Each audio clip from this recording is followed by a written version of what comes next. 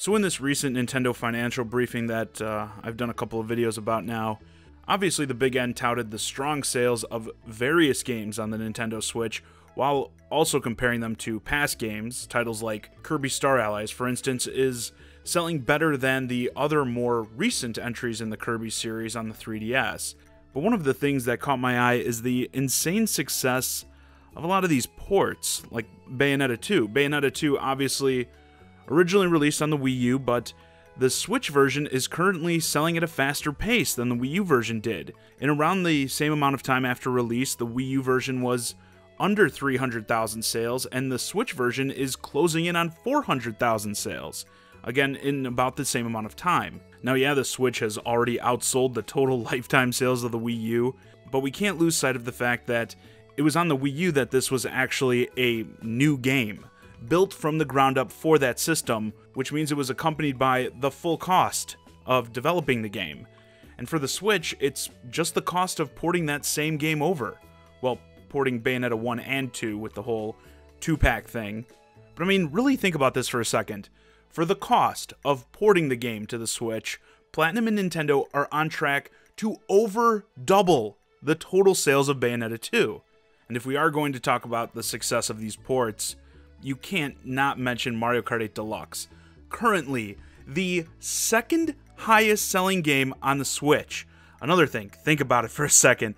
Of all the games that have been put on the Switch up to this point, both new and old, only Mario Odyssey has sold more software than Mario Kart 8 Deluxe. Over 9 million units sold. And don't forget, they released this game at full price, $60. This is like what I said about the sales of Shovel Knight, doing some of its highest numbers to date on the Switch, after selling big on both the Wii U and the 3DS. People are clearly willing to double dip to play these games portably. You could never convince me that if Nintendo gave us, a standard home console, that we'd see the same level of sales for these ports. I don't buy it. Sure, games like Mario Kart 8 Deluxe would probably still sell significantly well, but I don't think you'd be seeing that 9 million if it wasn't portable. And yeah, they do have some new additions in that, but these games are ports. They're not remasters or remakes of games that came out a long time ago. These are games that are only a couple years old. I mean, could you believe the money? Especially for something like Mario Kart 8 Deluxe. Again, 9 million sales, mostly at around $60 a pop. Not bad. For a simple port job, not bad at all. And while I'll say it's great for Nintendo making good money and giving people a chance to play these titles again, I do think they have gotten a little bit greedy in some cases. If you follow me, I've said I do have a problem with the prices for some of these ports. The battle mode in Mario Kart 8 Deluxe made it worth the $60 price tag in my opinion, and Bayo 1 and 2 as a package for $60 I thought was an insane deal when it originally launched on the Wii U, and I think it's still a good deal on the Switch. But I did say, and I still do think, setting a $60 price tag on a game like Tropical Freeze is going to bite them a bit. I'm not saying it will flop, but I think they will lose out on a lot of sales charging $60 for that game, especially when it originally cost $50, at least here in the States, when it was an actual new game on the Wii U. So for us, it will be a price increase for this Switch port. And for what? Funky Kong is a playable character? Give me a break. And I've gone on record saying Tropical Freeze is one of my very, very favorite Wii U games, and I would like to be able to play that game on the Switch, play it portably again, but I'm not shelling out $60 for that. There's too much other stuff that I haven't played. And this is a thing you do have to think of. Yes, there are people who haven't played it before. That's always the complaint I see. Oh, well, there's a lot of people who this is a new game for. Okay, but that doesn't make it a new game.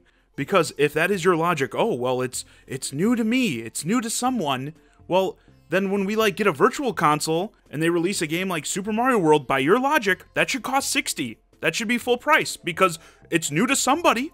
Do you see how quickly that argument falls apart? No, you have to look at things like added value. Is the game more difficult to get running on the Switch, like Doom?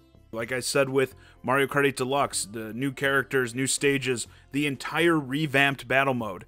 I believe they added enough stuff to that game to make it worth $60 again. Do I see the addition of Funky Kong as a playable character making this game worth full price? No. Like I said, $10 more than the original full price. No, doesn't do it for me.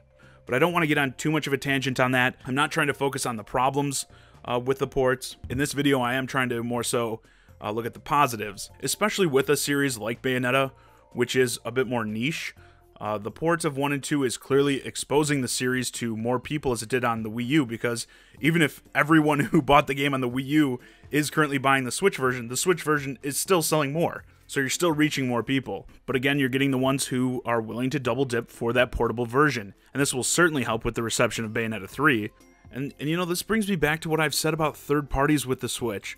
Like, Bethesda is clearly experiencing as they continue to bring more games over. I think by bringing games over to the Switch, not even necessarily really new games, Skyrim is pretty old at this point, but you're not just getting Nintendo fans, people who primarily play on Nintendo platforms to come on board, but you're also getting people who would just like a version of the game to play portably. You know, there are people who are hardcore Skyrim fans, probably already owned multiple versions of the game, that were super hyped to get the Switch version and be able to play it anywhere. And while Skyrim is a much older game, it's another one of those added value situations.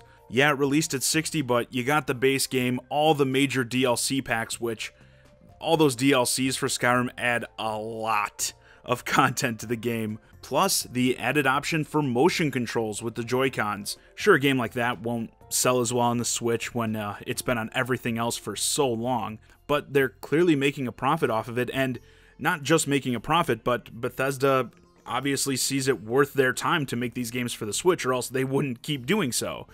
And with the titles that are older, as I've stated in other videos, specifically the 360 and PS3 era stuff, I think there are a ton of classics that people would be willing to buy, even buy again for a portable version. BioWare, right? They're struggling a little bit right now after the abysmal reception of Mass Effect Andromeda, right? While they can keep the hot garbage that is Andromeda, I don't think anybody wants that. But I bet like a collection of the original Mass Effect trilogy with all the DLC would sell pretty well on the Switch, which all did run on the 360 and PS3. I think a lot of stuff like that these companies could be making profit with without much cost, without much risk. You know, I bet you anything a Mass Effect trilogy on the Switch would be more profitable than Mass Effect Andromeda was, at least percentage-wise. You know, when you consider the investment cost, how much it cost to make Andromeda and how much it would cost to port the trilogy to the Switch versus how much each thing made. Anyway, Nintendo is making significant money off just porting games to the Switch without much cost, so to anyone who doesn't like the trend of game ports, sorry, but I doubt it will go away anytime soon, and as long as there is new stuff as well, I don't really see the problem, unless it is with them getting a bit too carried away with the prices, like Tropical Freeze in my opinion. But it's also a clear indicator of the money that can be made off this audience for third parties. Again, without much risk when it comes to ports. And this is the main point. Not only are you selling to Nintendo fans, people who primarily play on Nintendo platforms who may have missed out on some of your games, but also people who are already fans of your games who would like to have that portable version. Anyway, with that, this video is a wrap. Let me know your thoughts on the success of Switch ports in the comments. Do you think these older games would sell nearly as well on Nintendo's new platform if it wasn't for the portability hook? As always, I'm John Zakari, and thanks for watching.